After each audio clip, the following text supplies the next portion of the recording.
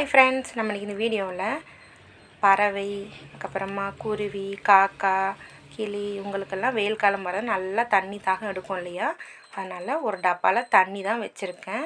அதுக்காக தான் இந்த வீடியோ எடுத்து உங்களுக்கு போடுறேன். உங்கள் வீட்லேயும் மாடி, காம்பவுண்டு சுவர், இந்த மாதிரி ஓட்டு வீடு அது மாதிரி இருந்ததுன்னா அது மேலே கொஞ்சம் தண்ணியும் சாதமும் வைங்க.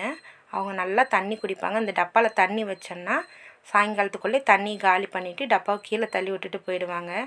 நல்லா தண்ணி குடிப்பாங்க பறவைங்க எல்லாருமே. உங்களால் முடிஞ்ச வரைக்கும் நீங்களும் வைங்க. நான் காலையில் குழந்தைங்க லஞ்ச் கட்டிட்டு சாப்பாடு செஞ்சது வச்சோன்னா காக்காலாம் சாப்பிட்டுட்டு போயிடும்.